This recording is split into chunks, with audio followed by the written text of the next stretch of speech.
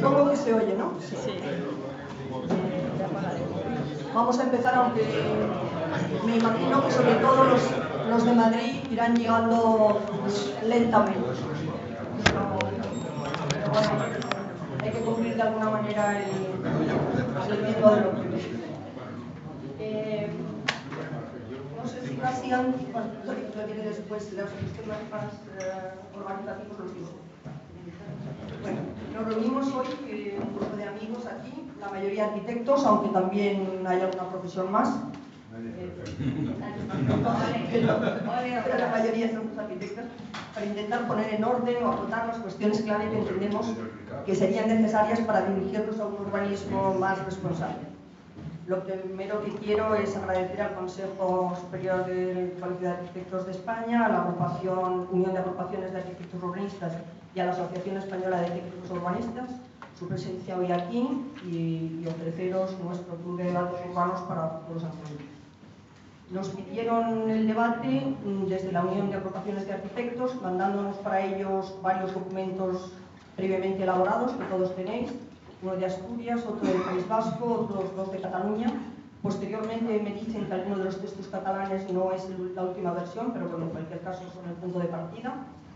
La verdad es que no he podido estudiarlos a fondo como consecuencia de algunas preparaciones de cosas que hemos tenido actos en el Club de Datos Urbanos, pero sí he podido hacer una lectura rápida de la que concluyo, entre otras cosas, que aunque cada uno de ellos se centra en su propio territorio, suelen entrar dentro del propio territorio, todos bajan cuestiones muy similares, aunque tratadas aún, a mi modo de ver, desde un punto de vista bastante genérico o bastante generalizado, o general. Quizá los debates preliminares para una ley del territorio catalana son los que, a mi modo de ver, formulan cuestiones más concretas y abren temas, temas muy interesantes que todavía para mí creo que tienen un cierto recorrido. Me parece que está bien celebrar estos debates antes de ponerse a modificar las leyes y los mecanismos de intervención sin tener claro para qué. El objetivo sería escribir entre todos qué se quiere hacer y luego vendría la legislación. Incluso parece que muchas de las actuaciones tienen más que ver, muchas de las actuaciones que están en la ciudad tienen más que ver con el cambio de actitudes y de voluntad política que con esos mismos cambios legislativos, aunque también sea necesario. En esta línea os ofrecería la página web del Club de Datos Urbanos, en la que ahora hemos abierto una nueva parte, una subpágina, como se llama esto, donde vamos a ir haciendo debates sobre temas concretos. Entonces, bueno, si aquí se surge algún tema que no queda, aparte de que se cierren los debates, como bien quieren las agrupaciones que aquí nos reunimos, pero si hay algún nuevo debate que se abre, pues bueno, se puede ir haciendo a través de la web, ir probando documentos y a través de ellos ir llegando a cosas más concretas. Hoy abordamos los temas de los ejes fundamentales del cambio del urbanismo y mañana tocará hablar del papel que juegan en ese cambio los arquitectos y los urbanistas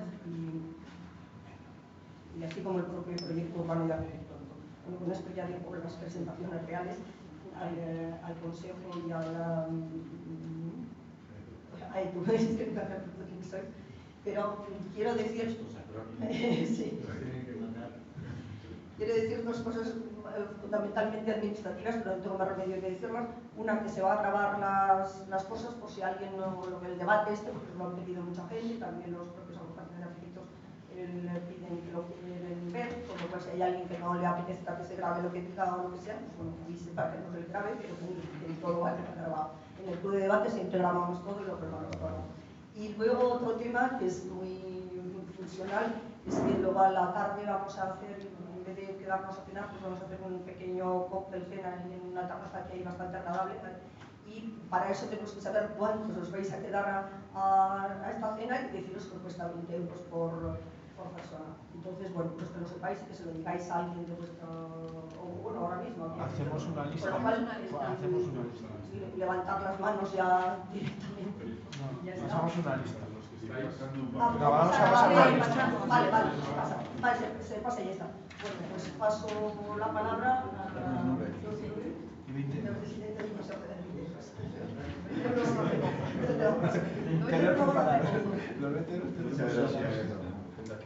Muchas gracias, Teresa. Muchas gracias por la invitación al Club de Debates Urbanos, a la Unión y a ETU. Felicitar la iniciativa de este proceso que estáis impulsando y felicitar sobre todo, aprovechando la ocasión, la persistencia de mantener vivo el debate urbano en la ciudad por parte del Club de Debates Urbanos y de la Unión en toda España, ¿no? Por mi parte, compartir con vosotros algunas consideraciones propias de nuestra casa. No quisiera hablar de mi libro, pero creo que estoy obligado a hacer alguna cosa en este sentido, aunque breve, para luego simplemente pasar directamente a apoyar el proceso de reflexión y de propuesta que hoy se está impulsando por parte de todas las organizaciones, ¿no? Por lo que se refiere a nuestro vínculo institucional con el urbanismo, pues deciros que desde el año 2010 hemos procurado recoser y regenerar el vínculo de los colegios de arquitectos y del Consejo con el urbanismo en España. No es una cuestión baladí para nosotros, porque como sabéis, los arquitectos españoles tenemos internalizado el urbanismo en nuestro plan de estudios y en nuestro ejercicio profesional, lo que nos hace distintos del resto de arquitectos de Europa, ya no digo los de otros continentes, ¿no? Recordar esto me parece que es mi obligación, porque se olvida y desde luego nos caracteriza de una manera muy especial y nos da una obligación que no podemos abandonar, ¿no? Que es el cuidar de esta relación de los colegios y del Consejo con el urbanismo. Empezamos en el 2010 firmando un convenio de colaboración precisamente con la ETU. Era un tema muy antiguo y muy pendiente y que tuvimos la satisfacción de resolver en el año 2010, el mes de julio, ahora por tanto 5 años. Seguimos luego con un convenio de colaboración del Consejo Superior con ONU Habitat, que creo que también le da contenido urbanístico a nuestra institución.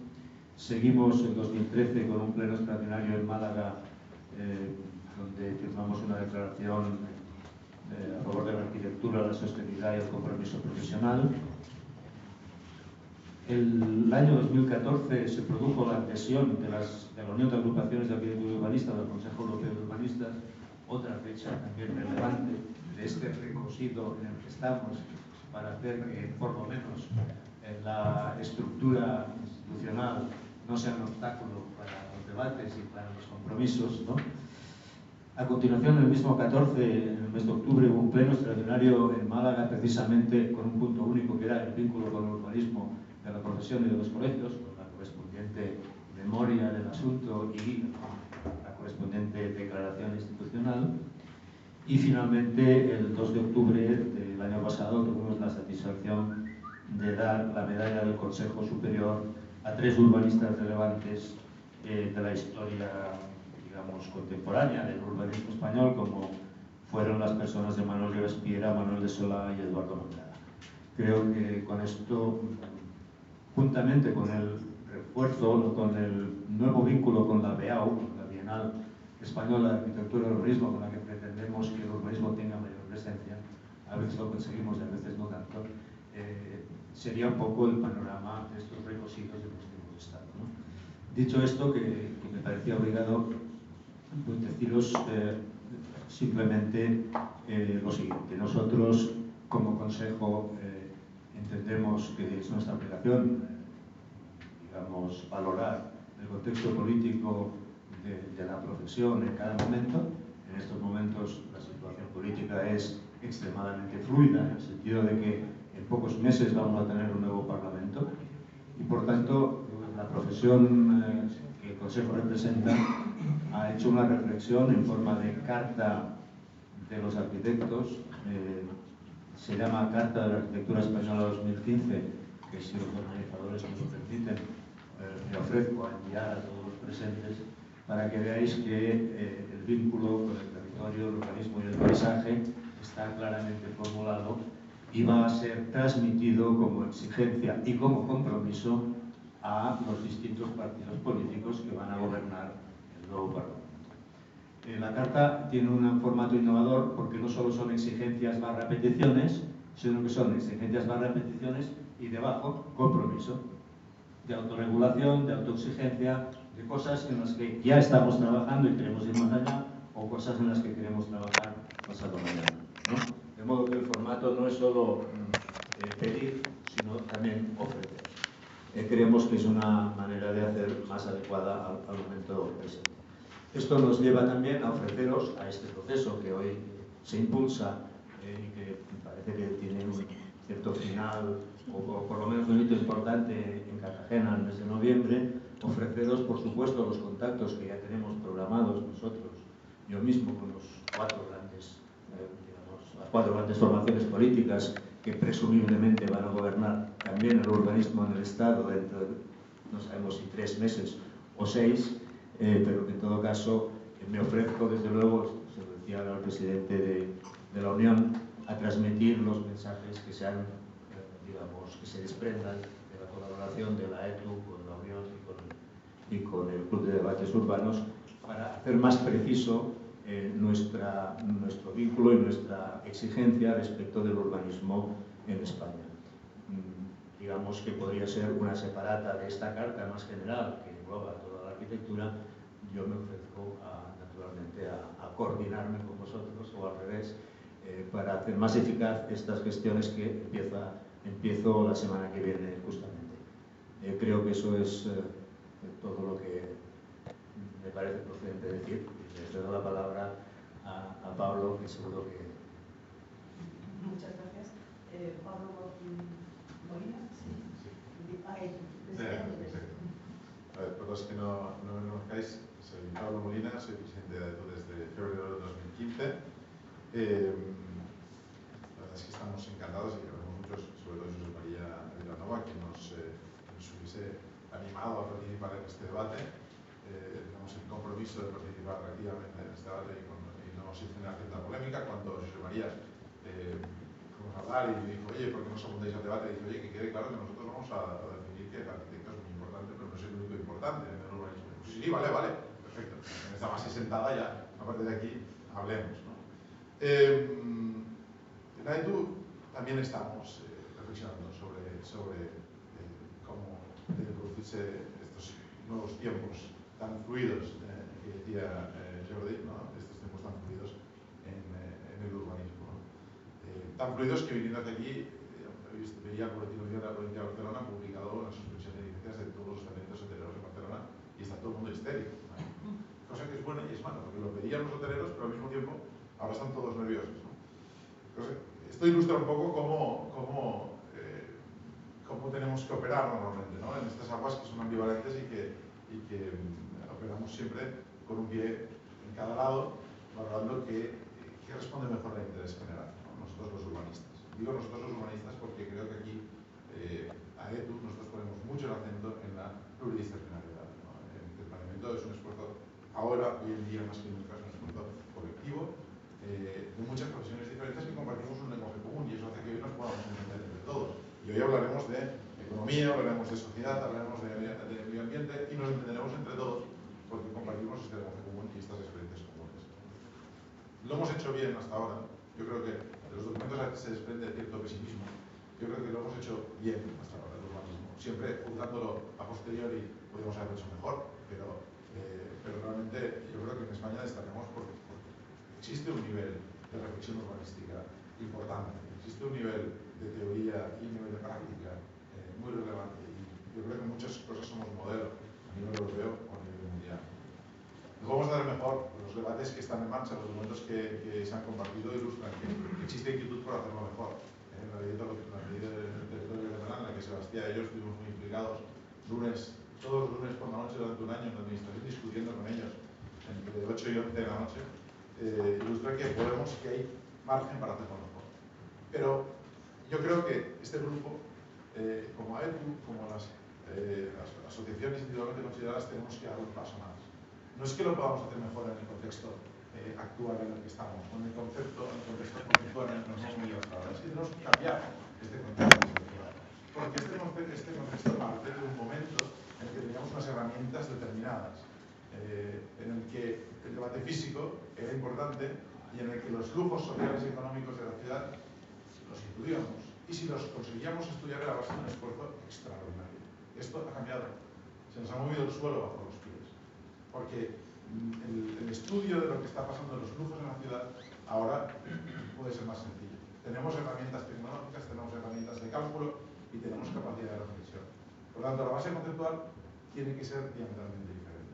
Y eso nos lleva a que quizás el modelo en el que estamos viviendo, que es un modelo heredado del 76, con modificaciones, efectivamente tuneado, como diríamos, ese modelo igual tiene que desaparecer. Y el planeamiento estático, que dura 20 años, que se aprueba y dura 20 años, 30 años, y sufre 1.800 modificaciones como el Plan Metropolitano de Barcelona, quizás es un error.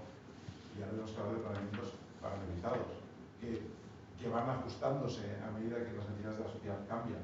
Y eso implica una nueva integración con la sociedad y una nueva participación ciudadana.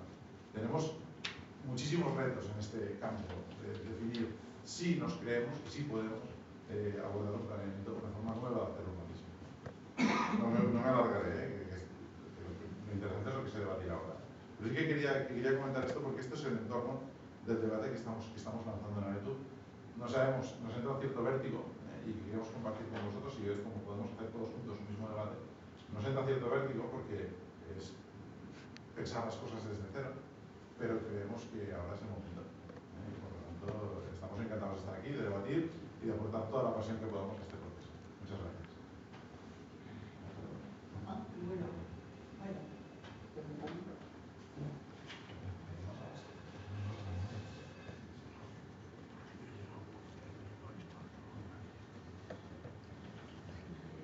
Bueno, perdona. Es que creo que inmediatamente pasamos al primer debate de la tarde, ¿no? Vale. Bueno, el primer debate de la tarde en el que fundamentalmente el encargado de determinar los límites del debate de esta primera jornada, es decir, de intentar acotar los temas fundamentales del debate, es Sebastián Llauna, que además ha sido partícipe activo en los debates anteriores, pero a mí me han pedido que hiciera un pequeño algo, que voy a intentar hacerlo en un brevísimo espacio de tiempo. En relación a lo que he podido leer de los textos que habéis ido aportando, pues bueno, voy a dar mi visión muy general. Veo que los textos aportados, al igual que en miles de documentos de la Comunidad Europea, desde Brundtland, se hace una reflexión crítica sobre el modelo urbano actual, muy consumidor de recursos, suelo y energía y productor de residuos. Se apuesta en términos genéricos por una ciudad compacta, compleja, diversa, multifuncional, limitada, menos consumidora de recursos, menos productora de residuos y de mayor cohesión social. Quizá damos muchas vueltas a lugares comunes ya sabidos, pero esto mismo pone de manifiesto que las herramientas del urbanismo actual no resuelven los retos planteados para el futuro. Quizá también se ponga de manifiesto que el urbanismo o el planeamiento urbanístico por sí solo no resuelve todas las cuestiones urbanas, que hay otros temas, políticas, económicas, sociales, ambientales, sectoriales o no, previas o simultáneas, imprescindibles para ser coordinadas para un buen gobierno de la ciudad. Creo que afrontamos un cambio de época en el que los retos socioeconómicos, energéticos y ambientales requieren nuevas respuestas globales y locales, y el territorio, las ciudades y la ciudadanía constituyen las piezas clave para ese cambio. Buscamos, en definitiva, unas propuestas territoriales urbanas alternativas a los efectos perversos de la globalización que se manifiestan, en palabras de Harvey, tanto en procesos de gentrificación y especialización de las áreas centrales como en los territorios periféricos donde la ciudad se disuelve. Parece claro que de momento la ciudad no crece, pero también que el territorio está cada vez más entrelazado con ella, necesita mayor atención y cuidado. Los espacios naturales, los espacios verdes abiertos, con su ocupación desordenada y a veces excesiva, sus servicios ambientales o ecosistémicos, los espacios agrarios, el paisaje, la actividad económica, agraria, industrial, turística, o las infraestructuras de transporte y energía son temas y estructuras importantes a las diversas escalas. Si la ciudad no crece, se propone en algunos de los textos que el suelo urbanizable sea prácticamente inexistente o muy medido, de iniciativa pública y cumpliendo ciertos requisitos, y se entra de lleno en los modos de intervenir en el suelo más o menos consolidado o clasificado con nuevas herramientas urbanísticas y de gestión. Yo aquí quería anotar alguna precaución para que estemos atentos y sepamos crear las herramientas adecuadas para la correcta intervención en la ciudad construida. Se trata de un texto de Harvey en su libro Ciudades Rebeldes, que aunque quizá lo saco de contexto, me parece, a mí por lo menos me parece interesante destacar. Dice que la creación de nuevas geografías urbanas, bajo el capitalismo, supone inevitablemente desplazamiento y desposesión, como horrorosa imagen especular de la absorción del capital excedente mediante el desarrollo urbano. Los procesos de destrucción creativa implican la desposesión de las masas urbanas de cualquier derecho a la ciudad, reconfigurando la ciudad de acuerdo a los intereses de los promotores inmobiliarios, mientras sigue vendiéndose como lugar óptimo para los grandes negocios y un destino fantástico para los turistas, convirtiendo partes de la ciudad en un lugar de acceso restringido para los ricos, mientras los pobres son desplazados a las periferias. Un poco en esta reflexión preparamos desde Club de Datos Urbanos un libro quizá más específicamente centrado en la gentrificación, pero también en estas operaciones puntuales, especulativas de apropiación de rentas de suelo que probablemente sustituirán en tiempo próximo las grandes operaciones urbanísticas externas. Y también en esta línea, otro elemento tratado en los textos con gran insistencia, los textos que he leído que habéis aportado, es la importancia de la gestión transparente y colaborativa, contando con la ciudadanía en las tomas de decisión, y no a posteriori cuando casi está todo hecho imposible casi de cambiar. De igual manera, se habla de lo imprescindible tanto de la innovación como de la evaluación económica, social y ambiental, no solo de los proyectos, sino también de los resultados obtenidos. Esto es la evaluación ex post y ex ante, ya utilizada en los países de nuestro entorno y no tanto en el nuestro. Quiero recordar que en el texto de debate sobre la ley del territorio catalana es donde se hace una reflexión interesante sobre el derecho a la vivienda, al que probablemente debería unirse el derecho a la ciudad y al uso de lo común.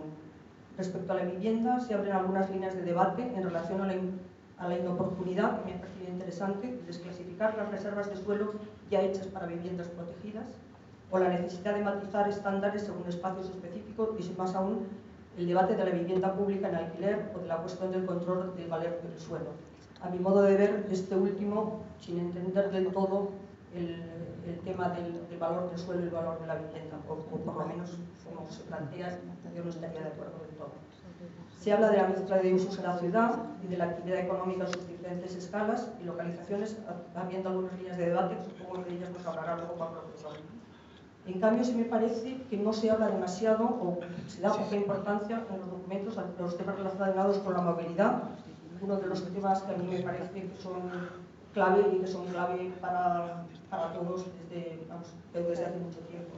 Recuerdo que en un congreso de la OIA en Pekín, Kenneth Frampton decía que el invento más apocalíptico del siglo XX, aún más que la bomba atómica, era el automóvil. Está escrito, no lo he dicho. El automóvil más aún que más apocalíptico que la bomba atómica, lo está escrito por Kenneth Frampton. Bueno, en definitiva, que la sostenibilidad ambiental, la eficiencia económica y la equidad social son el marco sobre el que se ha querido apoyar, creo yo, en estos documentos, la propuesta de construcción de un urbanismo responsable. Imagino que sin olvidar lo cultural y gobernanza, temas añadidos que en algunos de los miles de documentos europeos ya se han ido incluyendo en ellos. Serían quizá 5 condiciones de nuevo planeamiento muy similares para mí a las 5 salvaguardas que ya se hablaba en 1978 en el libro aquel de urbanismo y austeridad, quizá a raíz de la crisis del 73. Bueno, voy dejando todo cogido con alfileres porque la idea es que sea Sebastián el que ponga las cosas encima de la mesa de verdad. Y en relación a las líneas que se abren de debate respecto a los instrumentos de planeamiento, veo que todos coinciden en la necesidad de una mayor implicación pública, ya de un tipo de planes denominados de estructura, con visión a medio y largo plazo, y otros llamados planes derivados o de desarrollo, más pegados al terreno y a lo concreto, con el fin de conseguir mayor flexibilidad en el planeamiento, más adecuada a las circunstancias cambiantes actuales, pero a su vez sin afectar negativamente al proyecto decidido o al territorio previamente concebido. Pero ya cierro del todo, pero no quiero terminar sin poner encima de la mesa los 3 aspectos centrales que ya últimamente lo repito mucho, pero es porque traduje el libro, un libro que hemos editado ahora hace muy poco en el Club de Datos Urbanos de Bernardo Secchi, y que él dice que los 3 temas centrales de la cuestión urbana a los que tendrá que enfrentarse sin duda cualquier ciudad del siglo XXI son, bueno, esto lo cuenta en Ciudad de Reino de los Pueblos, los 3 temas que él plantea son el primero, las desigualdades sociales y su modo de generar injusticias espaciales, el segundo, las consecuencias del cambio climático, y el tercero, los problemas relacionados con una concepción de la movilidad como parte integrante de los derechos de la ciudadanía. Pues dicho esto, que creo que estos 3 temas sí que deberían ser, pienso que podrían ser y deberían ser elementos centrales en el debate que vayamos planteando, pues paso la palabra a Sebastián.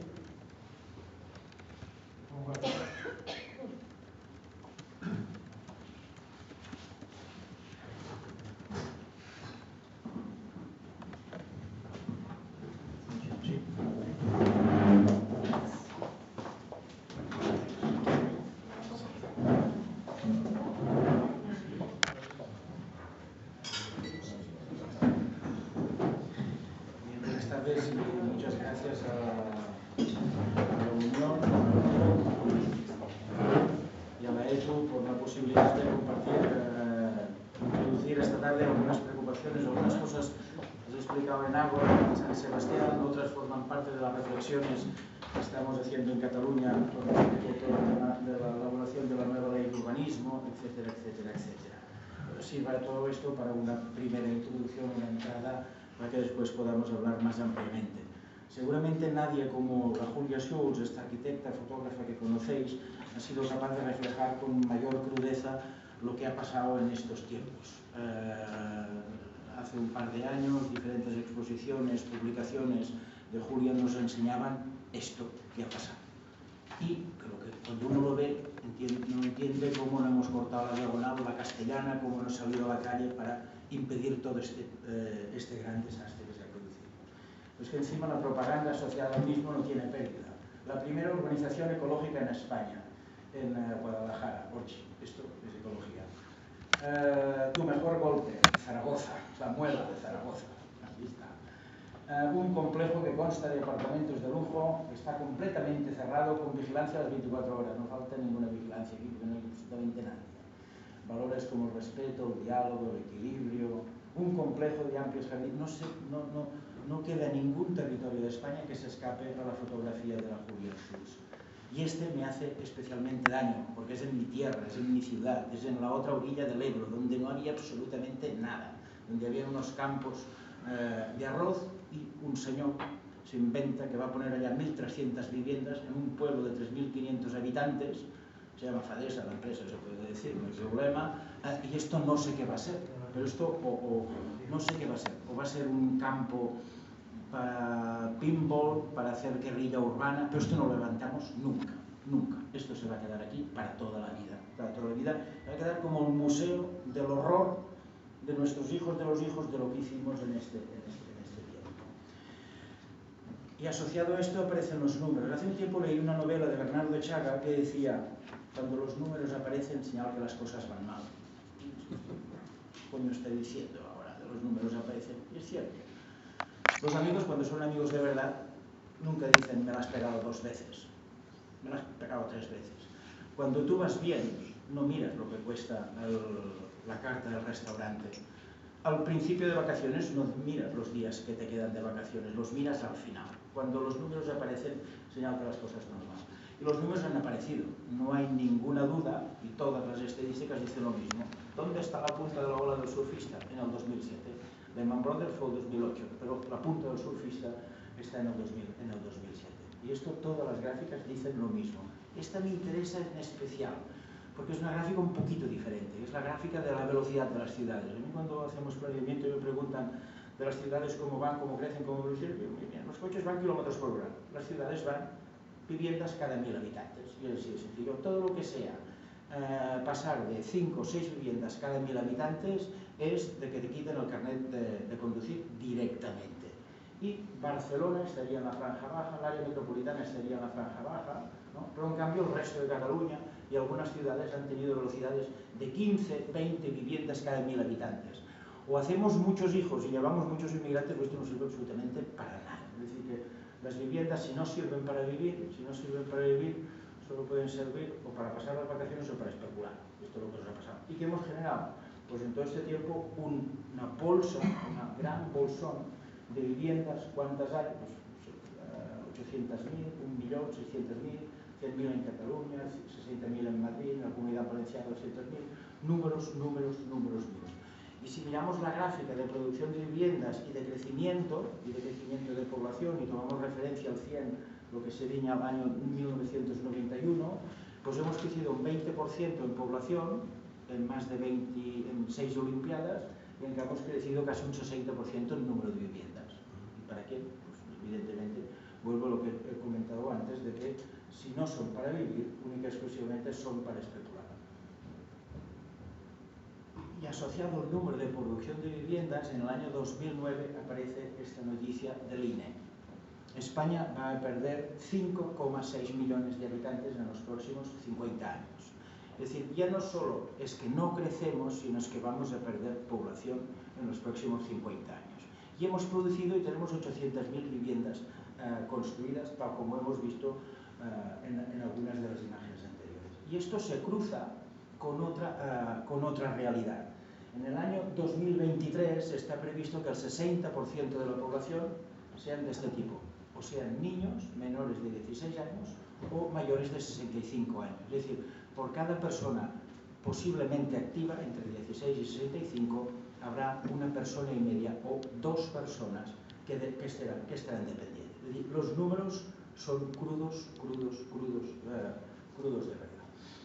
Y la pirámide de edades, yo no sé por qué le llamamos pirámide, porque esto era una pirámide, después fue una pera y ahora es una bombilla. Es decir, vamos a hablar ya de la bombilla de las edades, porque es esta. Se ha invertido absolutamente la forma de estos, yo en el 2064 no estaré, pero algunos del baby boom, pues sí, se encontrarán allá arriba de esta bombilla, que cada vez es más estrecha de abajo y cada vez es más grande de arriba, cada vez tiene menos soporte. Algo tenemos que hacer.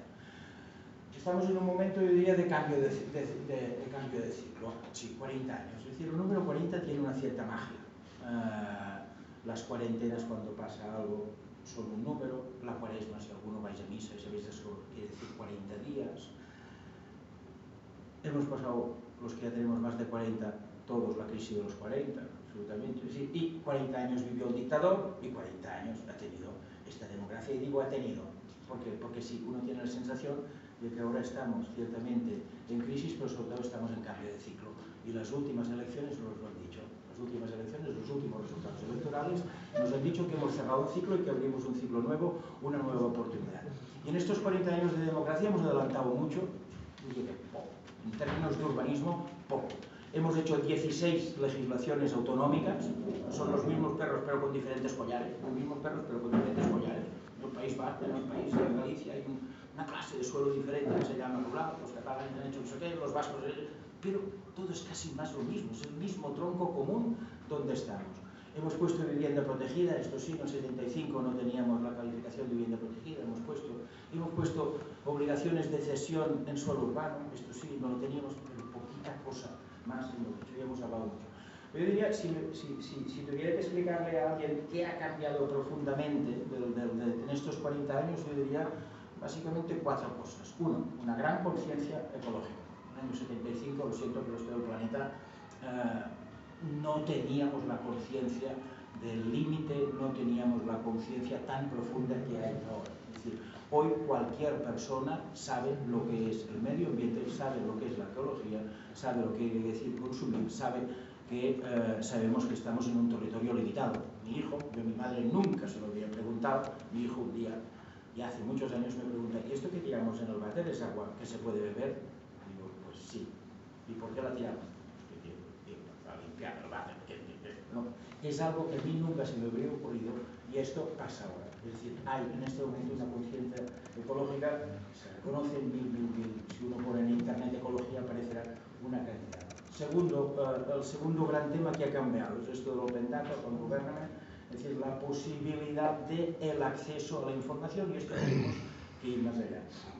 Y esto supone la posibilidad de transparencia, de participación, colaboración. Y digo, gobierno abierto quiere decir la posibilidad de, pero todavía creo que tenemos que dar un paso bastante importante de entender participación ciudadana, implicación ciudadana. Aquí hay todavía un largo camino por recorrer. Pero sí es cierto, la información ya no es un secreto, la información uno puede estar en Australia y ver lo que ha pasado en la sesión esta de hoy, uno puede estar en Sudamérica y saber lo que está pasando en Galicia, en Cataluña o en Madrid. Y esto permite la posibilidad de organizarnos de forma totalmente diferente.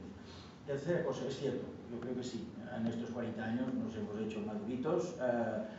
¿Los documentos urbanísticos son mejores? No, mejores no. Son más maduros, son más técnicos, son más finos, son más precisos, tenemos una gran experiencia de lo que quiere decir gestionar nuestras ciudades. Sabemos que valen las cosas, sabemos qué supone hacer. Estos son cómo dibujamos en los 80, cómo dibujamos ahora y el nivel de precisión que uno puede llegar a detallar hasta la escala 1:1 de los instrumentos de urbanismo. Esto no los hace mejores, pero sí que los puede hacer en este sentido más preciso. Otra cosa que ha cambiado absolutamente. En los años 75 hablamos del plan nacional, de los planes regionales, de los planes provinciales, de los planes locales, etcétera, etcétera. Hoy sí, la mayor parte de las comunidades autónomas tienen una planificación territorial madura. No es casualidad que el Plan Territorial de Menorca fue reconocido Premio Nacional de Urbanismo de Ezquiaga, y es una realidad ya que el Plan de Ordenación Litoral de Galicia fue recientemente en la Bienal reconocido también.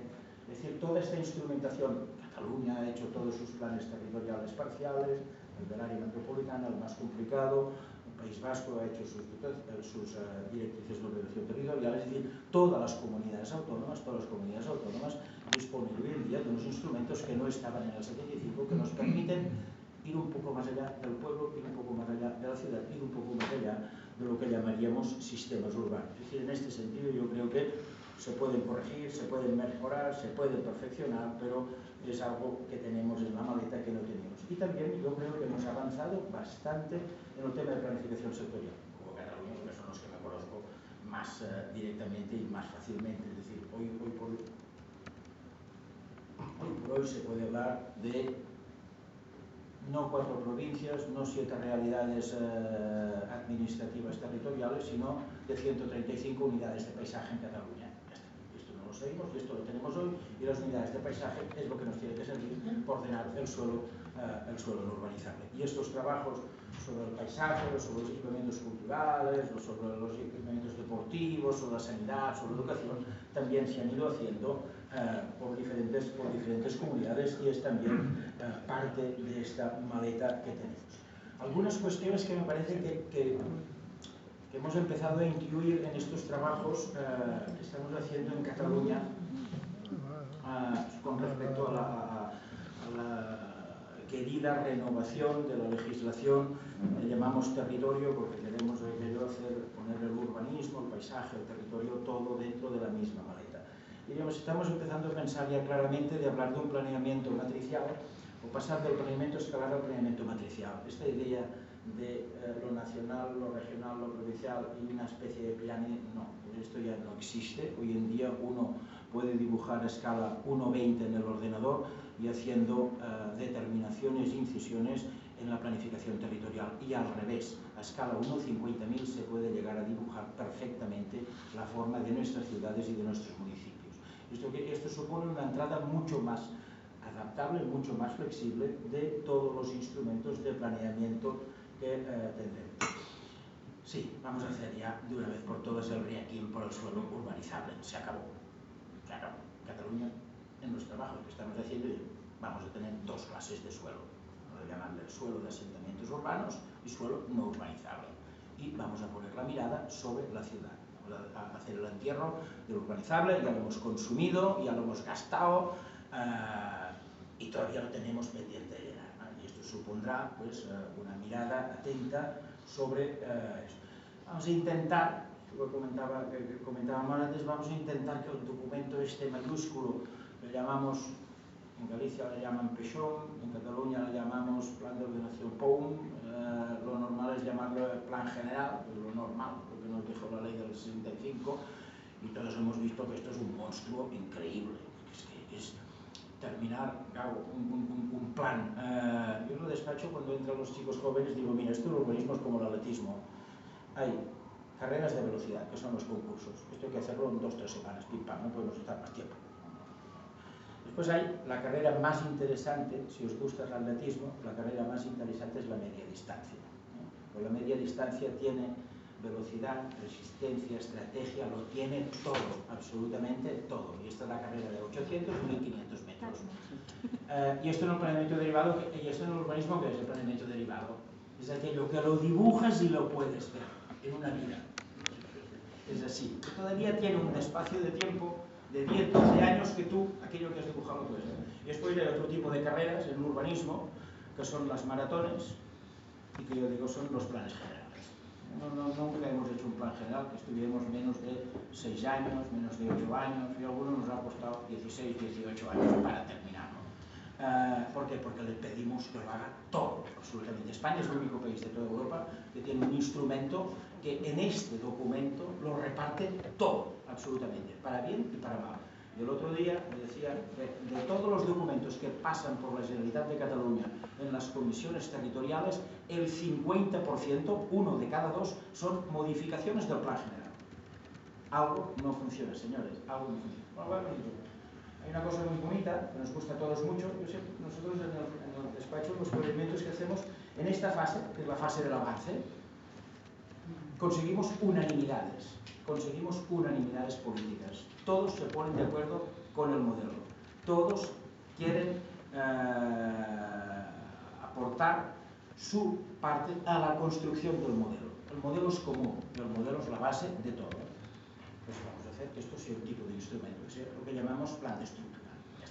En cambio, después, cuando entramos a esta fase, que es la fase de la definición más precisa del aprovechamiento, de la altura, del bajo cubierta, del entresuelo, no sé qué, 14-13, 12-11, todas las votaciones pasa algo, y el documento y el equipo es exactamente el mismo, pasan cosas. Pues vamos a dividirlo, vamos a hacer un plan que sea este plan general, que sea un plan de estructura, que defina los elementos de estructura y defina los ámbitos de las operaciones y unos planes que llamamos planes locales, que sí. Es decir, esta lectura dual con respecto a este instrumento general. Evidentemente, si ponemos la mirada en el suelo urbano y hacemos el requiem sobre el suelo urbanizable, a veces les explico, cuando era pequeño, mamá me pedía bajar la basura, yo cogía la basura y la bajaba toda al único contenedor que había. No había 2 contenedores, solo había un contenedor. Hoy cuando bajo la basura, porque la continúo bajando yo, porque mis hijos no la bajan, la basura, pues tienes un contenedor de vidrio, tienes un contenedor de plástico, tienes una serie de contenedores diferentes. Y esto es una taxonomía, es decir, no puede ser que bueno, todos conocemos que trabajar en el suelo urbano, la extensión siempre es la misma, solo tiene topografía, paisaje y programa. Pondrás viviendas, pondrás naves industriales, pero la extensión siempre es igual, es transformar olivos, cereales, arroz, naranjos por viviendas o por naves industriales. El reciclaje es muy diferente, muy diferente. Estamos planteando esta taxonomía, áreas de especial atención, que son las áreas de los barrios débiles, los centros históricos, esto que la ley de Cataluña identificó como las áreas de especial atención, la ley, en general la ley de barrios, aquellos que acumulan con mayor intensidad conflictos no solo urbanísticos, sino urbanísticos y sociales. Allá lo importante es lo social. Las áreas de remodelación urbana, estas serían pequeñas operaciones de transformación sin demasiada complejidad y sin demasiados costes de traslados. Las áreas de completación de dotación sería terminar, o aquello que la ley, que lo hemos aprovechado poco, dice poner más de lo mismo. Este para mí sería el paquete más complejo, las áreas de transformación de usos, que es aquello. Recuerdo que un día, explicando esto a unos industriales, digo, señor Jornet, no he entendido nada, pero lo que he entendido es una cosa, que lo que hoy es, mañana no será. Digo, pues sí, señor Marcelino, lo que hoy es, mañana no será. Estas serían las áreas de transformación. Vamos a sustituir aquello que hay por otras cosas. Vamos a sustituir infraestructuras, vamos a sustituir actividades. Algunas actividades tienen trabajadores, otras no las tienen, y aquí hay que ser muy sensible en los costes económicos. Y después, para mí, hay otras operaciones que se llaman áreas de centralidad significativa, que es allá donde la administración, allá donde de alguna forma el municipio dice, esta es mi operación de gran ciudad para los próximos 20 años y aquí me la voy a jugar. Y no puede ser que todas estas en el tratamiento legislativo tienen exactamente los mismos atributos. Recordar que nuestra legislación del 75 definía muy bien lo que eran los planes parciales, y cuando hablaba de los PERIs decía, y son lo mismo que los planes parciales, pues solo van una mierda, pues no tienen nada que ver. No se parece absolutamente nada. Y finalmente tendremos que definir unos nuevos instrumentos de gestión más ágiles y más viables. 3 miradas a la sostenibilidad urbana y algunas referencias. Esta señora, Gro Harlem Brundtland, 1987, me imagino que casi todos la conocéis, jovencita en 87, más profunda en la mirada, con más arrugas en el 2010. En 2013 la Generalitat le dio el Premio Internacional Cataluña, 2013 a su largo recorrido. Presidía una comisión que se llama Nuestro Futuro Común, año 1987, y hicieron esta definición la más sencilla, la más sencilla y la más fácil de explicar. Desarrollo sostenible no es nada más que procurar las necesidades de hoy sin hipotecar los recursos de mañana. Es así sencillo y tan fácil. Pero nos dijeron esta cosa, pero esto se mantiene si tiene tres patas. A veces cuando hablamos de la cosa sostenible nos decantamos por la cuestión ambiental y sobre todo hay que recordarse de las otras dos, de la cuestión social y la cuestión económica. Y me gusta presentarlas exactamente en el mismo orden: social, ambiental y económica, no como en algunos textos legislativos se nos presenta. 1987, hace un par de años, 25 años de aquella declaración, y hemos aprendido poco, diría yo, tan poco que el informe Auken del año 2009 sobre el impacto de la globalización extensiva en España en los derechos individuales de los ciudadanos europeos le pega un palo a España y a las comunidades autónomas durísimo, durísimo, durísimo, durísimo. Es decir, 77, 2009, 20 años después no hemos aprendido absolutamente nada. El informe Auken denuncia que todas las administraciones, central, autonómica y electoral, son responsables de haber puesto en marcha un modelo de desarrollo insostenible. Y pide el informe, aprobado por la inmensa mayoría de los parlamentarios, y pide al gobierno de España y a las comunidades autónomas que lleven a cabo una profunda revisión de toda la legislación. Considera necesario que las autoridades competentes deben declarar y suspender y revisar todos los planes urbanísticos nuevos que no respeten criterios rigurosos de sostenibilidad ambiental y sostenibilidad social. Y sí, el informe Auken es durísimo, durísimo con España, y aquí la verdad es que cuando hablan mal de uno no nos interesa. A veces despistamos y decimos, no, no, esto es cosa de los valencianos, digo un poco para todos, digo un poco para todos y no solo para la comunidad valenciana. Tres documentos para mí de referencia, uno europeo, uno español y uno catalán. La directiva que es 2012 pero bien anterior, pero es bonito porque tienes fácil de recordar, 20-20-20, ¿para cuándo? Para el año 2020, bien si pedagógico y mira si es fácil, lo tengo aquí. ¿Qué tenemos que conseguir? Reducir un 20% de emisiones de gases de efecto invernadero. Sabéis que el 40% de los gases difusos vienen de las ciudades, es decir, el reto del planeta está en las ciudades. El 40% del difuso, es decir, aquello que no está cuantificado, está en la ciudad.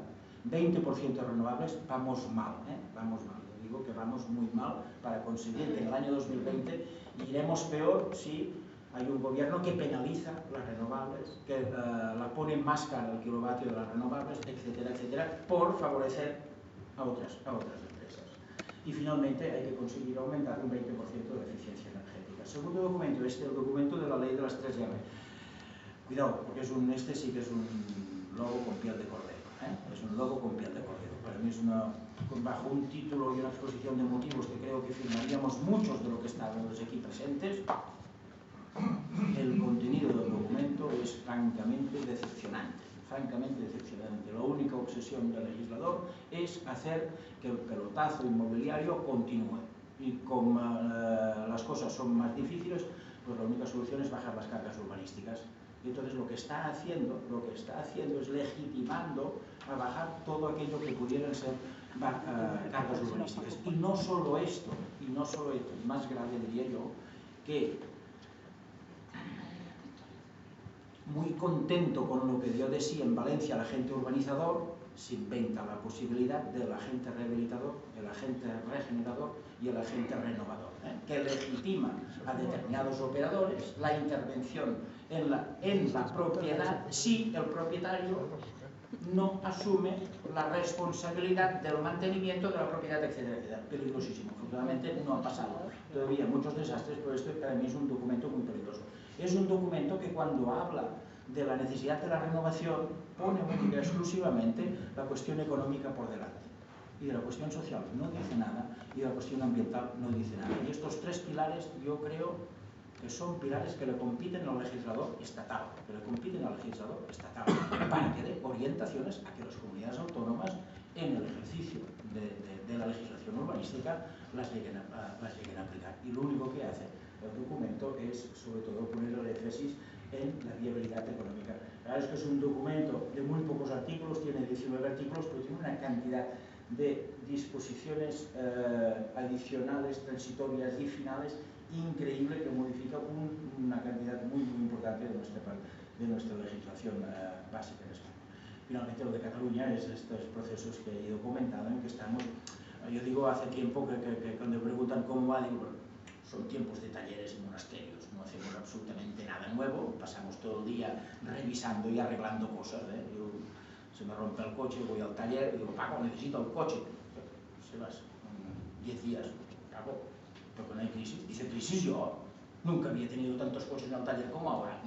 La gente no compra coches, la gente arregla un delco, arregla la batería, arregla tunea, el coche, lo que sea, antes que cambiar. Tiempos de talleres y tiempos de monasterios. ¿Esto qué es? Esto es un monasterio. ¿Qué se hace en los monasterios? Se piensa mucho, se trabaja mucho, se come poco y no se cobra. Esto es un monasterio. Sí, es decir, y en Cataluña estamos en un monasterio, en las reflexiones de la legislación, estamos precisamente en un monasterio. De las tres miradas, que sería como la introducción para los debates aquello posteriores, etcétera, etcétera. Compartimos en Cataluña con Pablo y decir, ¿sabes qué? Todos los documentos urbanísticos, todos, me es igual lo que sea, de un plan territorial, un plan pequeño, la modificación de una esquina, un plan general, todos deberían tener tres documentos base, todos, absolutamente todos. Un documento de base social, un documento de base ambiental y un documento de base económico. Y cada uno, en función de su geometría, atendieran a diferentes cosas. Si el documento es muy sencillo, pues no pasa absolutamente nada. Pero yo creo que tenemos una experiencia ahora que estamos empezando a construir un programa a través precisamente de estas tres miradas. La mirada de lo social. La mirada de lo social, no, esto no es ni una clase ni un listado de cosas. Es decir, ¿qué apartados creo que como mínimo tienen que tener? Cataluña tiene la necesidad de elaborar en algunos documentos lo que llamamos memoria social, pero solo en algunos documentos, no todos los documentos están obligados. Solo cuando tocamos personas y cuando tocamos actividades económicas, no. La memoria social que tiene que analizar las personas, las viviendas, la capacidad económica de los habitantes y los equipamientos. Estos cuatro grandes bloques, es decir, si crecemos o no crecemos, qué flujos tenemos, si tenemos inmigrantes o no, si somos jóvenes o somos más viejos, si somos capaces de identificar los colectivos en riesgo de exclusión social, siempre parecen más o menos los mismos, los jóvenes, los mayores, los ancianos, la inmigración, la mujer, etcétera, etcétera, siempre parecen como estos colectivos. Esto se tiene que identificar para saber qué se quiere hacer. Las viviendas, saber si tenemos mucha vivienda principal o poca vivienda principal, que la vivienda vacía, ¿qué hacemos? Hay en Barcelona una exposición que si vais por allá no os la perdáis, dura hasta el 8 de octubre, que esto se llama Piso Piloto. Piso Piloto es nada más que un escenario donde se han recogido la cantidad de experiencias diferentes y alternativas sobre los tipos de vivienda que hay. Ya no es la vivienda clásica de toda la vida, sino son sistemas de producción de vivienda absolutamente alternativas, desde la masovería urbana, derechos de usos, hay ocupas, hay diferentes, y esto está todo recogido en esta exposición. Deberíamos mirar el régimen de tenencia de estas viviendas, el tamaño que son, etc., para poder definir qué es lo que necesitamos y justificar todas aquellas. La capacidad económica de los habitantes, la renta familiar disponible para saber hasta dónde vamos, los ingresos, la tasa de empleo, si tenemos muchas viviendas que están el análisis de la morosidad y la ejecución de las hipotecas, es decir, son como para mí algunas pinceladas de cosas. Y los equipamientos, la cobertura de estas necesidades a través de, yo siempre digo, los sistemas magníficos, la sanidad, la educación, los deportes, la cultura, la atención social, con una atención especial siempre a los escolares y los deportivos, porque son los grandes consumidores de eso. La mirada ambiental para mí tiene como dos bloques. A veces tiene mucho que ver con uno de los elementos de los griegos, aquello el suelo, la energía, el agua y los materiales. El suelo como recurso limitado, la afirmación de la compacidad y mixtura de estos usos, el analizar los espacios libres, todo el tema de la recuperación ambiental. La energía, siempre hemos dicho, la mejor gestión de la energía es ser autosuficientes en energía y no necesitar. La mejor energía es la energía que no se necesita.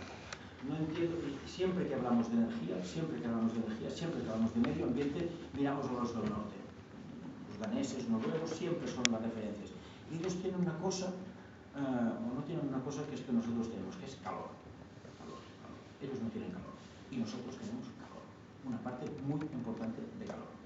Yo creo que la Constitución española debería obligar a que todas las viviendas tuvieran ventilación cruzada, porque la hipoteca energética que gastamos en refrescar las viviendas a través de estos cacharros es altísima. Y esto no lo copiamos, cuando copiamos y miramos fuera, esto no está, y esto no está nunca. Entiendo que, de alguna forma, ventilación transversal, buen aislamiento, correcta orientación, protecciones solares, forman parte de la gestión de reducir y minimizar la demanda energética. Minimizar el consumo, es decir, esto supone aplicar sistemas eficientes de producción de frío y de calor, sistemas de baja temperatura, maximizar los recursos locales. Una de las cosas, los de Dinamarca, yo creo que son los que saben más de energía de toda Europa. ¿Por qué? Porque hace 50 años dijeron, país libre de energía nuclear. Aparte que tiene el Hinterplan, es decir, hay una cultura en Dinamarca, con respecto a la energía que nos lleva grandes caballos de ventaja. Dinamarca recientemente, no hace mucho, ha cambiado un sistema de producción de grandes centrales de producción energética a producciones energéticas de proximidad. ¿Por qué? Porque se dieron cuenta que en el transporte se perdía una cantidad de la eficiencia de la producción. Tenemos que conseguir centrales de proximidad de energía a través de sistemas de biomasa, a través de sistemas fotovoltaicos, a través de lo que sea, pero tenemos que conseguir tener la producción de la energía lo más cerca de nuestra casa, con el objetivo de conseguir ciertamente esta máxima autosuficiencia y minimizar esta hipoteca energética. Si uno cuenta lo que se gasta en la factura energética, se puede dar cuenta que puede llegar a ser más grande incluso que la hipoteca de un piso.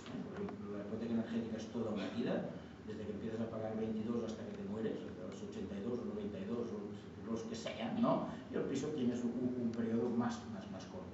Del agua, yo soy de las tierras del Ebro, y los de las tierras del Ebro, con el tema del agua tenemos una gran sensibilidad con el tema de los trasvases y estas cosas. Volvemos casi un poco lo mismo. Hablar de gestionar el ciclo integral del agua supone gestionar el agua de lluvia, supone gestionar las aguas grises. Es curioso que países excedentarios de agua como son Holanda y Alemania, uno se va a un hotel, tira la cadena y ve un agua de color gris, y aquí de agua no nos sobra absolutamente nada. Somos, por debajo de los Pirineos, somos más africanos que centroeuropeos. Pues otra de las obligaciones que deberíamos tener es, con el tema del agua es una especie de obsesión. Nosotros, yo creo que en la otra vida nos debíamos llevar mal y nos cae todo el agua en dos periodos. Nos cae el agua en abril y nos cae el agua en octubre. Nos cae el agua en abril y nos cae en octubre. Los alemanes, si miráis la operación esta de Kreuzberg, la que hicieron al lado de Hannover, con el motivo de la exposición universal, han hecho un barrio obsesionado con el tema del agua, pero ellos tienen más o menos siempre la misma agua, entonces no tienen problemas de acumulación cuantitativa de agua en unos determinados periodos, y es lo más difícil es gestionar esta agua acumulativa. Pero sí que todos hacemos diariamente, utilizamos el inodoro y nos duchamos. Pues qué fácil es, el agua de la ducha la pusiéramos abajo de las viviendas y con esta agua, es la gris, alimentáramos los tanques. El ahorro de agua es del 35-40%. Del 35-40% de la factura familiar. Hay quien dice, sí, pero esto tiene un mantenimiento. También tiene un mantenimiento el ascensor y no nos quejamos. Y a la larga sería muchísimo más barato la factura del agua que tuvieron.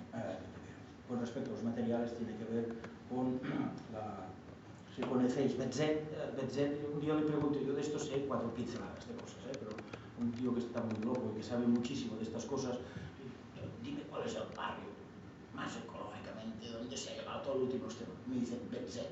Yo busco Betzet rápidamente y digo, o sea, Betzet es un barrio de pijos, poquitos, tienen 4 vídeos, y Betzet hacen un barrio con un primer compromiso con respecto a los materiales brutal. todos los materiales de Betxet están producidos a menos de 200 kilómetros de Betxet. Yo me acuerdo que estábamos haciendo una plaza en las últimas elecciones y le pregunto al socio, bueno, ¿cuándo se inaugura la plaza? Me dice, no sé, porque los adoquines vienen de China, están viniendo en un barco, pues, vamos mal, hay algo que no funciona, Nosotros estamos trabajando en Galicia, en Aspontes, y allá hay una central térmica cerrada, la extracción del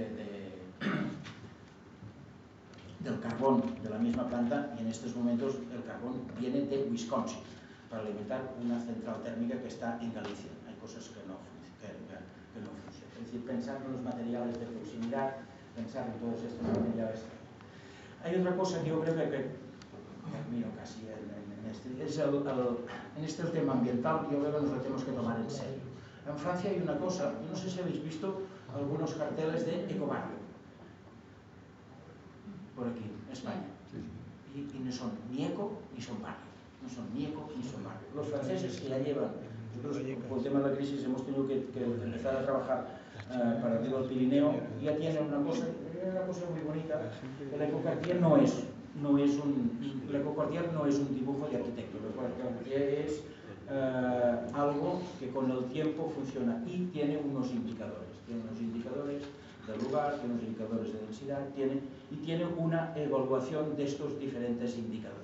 Y si todo esto se cumple, entonces te dan el sello de ecocartier. No es algo que uno se lo ponga, sino que lo da la administración, y lo da la administración de forma un poco en cuentagotas. Aquí todavía yo creo que una de las faltas importantes que tenemos es esta necesidad de evaluarnos a nosotros mismos.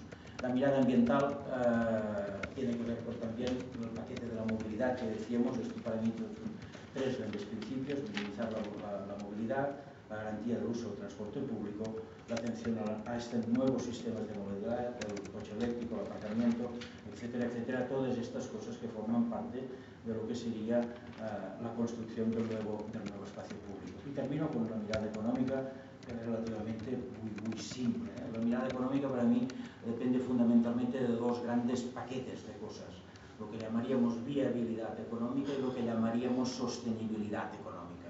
La viabilidad económica para mí son cuatro cosas: optimizar ingresos, ajustar gastos, y cuando hablamos de gastos y hablamos de ciudad consolidada, de ciudad existente, hay obra urbanizadora interna, externa, posibles indemnizaciones de edificación, posibles indemnizaciones de actividades y viviendas, gastos de gestión, honorarios, etcétera. Esto es la gran diferencia de lo que supone intervenir sobre la ciudad consolidada con respecto a lo que son las operaciones de extensión y del urbanizable. Modular la cesión del aprovechamiento. Si todavía continuamos con esto del aprovechamiento urbanístico, tiene que ser, y el Estado nos lo ha limitado. Dice, no menos del 5, no más del 20. Los colombianos, que nos han copiado la ley, porque es clavada la nuestra, no hablan de aprovechamiento, hablan de plusvalua. Es mucho más inteligente, porque el aprovechamiento y la plusvalua son dos conceptos totalmente diferentes. El aprovechamiento es una cosa estática y la plusvalua es una cosa dinámica, que tiene con referencia aquello que tú tenías y el mayor valor que le estoy poniendo. En cambio, el aprovechamiento es aprovechamiento. No tiene nada que ver si esto era urbanizable o no era urbanizable, etcétera, si esto era suelo rural o no era suelo rural, etcétera. Y en esto yo creo que deberíamos avanzar bastante todavía. Y evidentemente otra de las cosas muy importantes para mí es minimizar este ciclo entre la inversión y el retorno. Si tú quieres hacer un bloque de pisos en un plan parcial o en una operación residencial de 20 hectáreas, primero tienes que urbanizar todas las calles. Y cuando están todas las calles urbanizadas, entonces puedes empezar a construir un bloque de pisos. Esto no lo hace ningún país de Europa. Esto de tener que urbanizar todo un sector, esto tiene que ver implicaciones con la gestión, el reparto equitativo de los derechos, etcétera. Pero en Francia esto no funciona, ni mucho menos de esta forma, porque hay unicidad de propiedad en muchas de las operaciones y hay un criterio muy diferente. Y finalmente la sostenibilidad económica, yo creo que es serio e importante, de alguna forma, en todo aquello que hagamos, sepamos que en el futuro el balance entre los gastos, y todavía no he conseguido que ningún ayuntamiento me diga cuál es el coste por metro cuadrado de una calle o de una zona verde. tengo números que van desde 80 céntimos hasta 4,5 euros. Algo tenemos que hacer para ponernos ya y saber qué cuesta una baja densidad. Si hacéis los números del mantenimiento de una baja densidad, no salen. Yo os lo digo, no salen nunca, absolutamente. Los ingresos por IBI de los chalets no pagan los gastos para la administración del mantenimiento de las calles y de las zonas verdes. En definitiva, uno tiene la sensación de que ha tenido toda la vida una llave fija. Termino casi con esta diapositiva, y que lo que nos hace falta es una caja de herramientas para utilizarla en función de las diferentes necesidades y los diferentes retos que tengamos por delante. Muchas gracias. Empezamos la segunda parte. Disculpas por si me he alargado.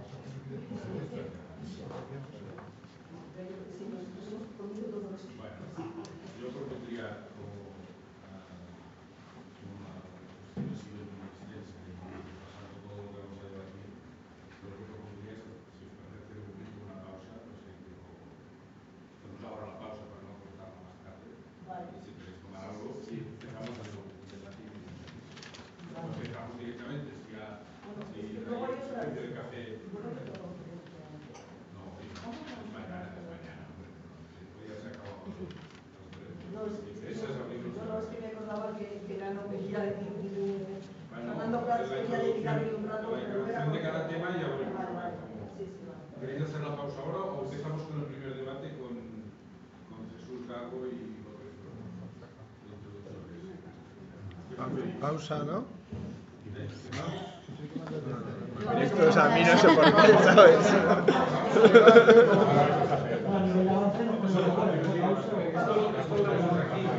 No, que dice que el que quiera que coja el café ya está. No hace falta hacer la pausa. Pero mira, yo no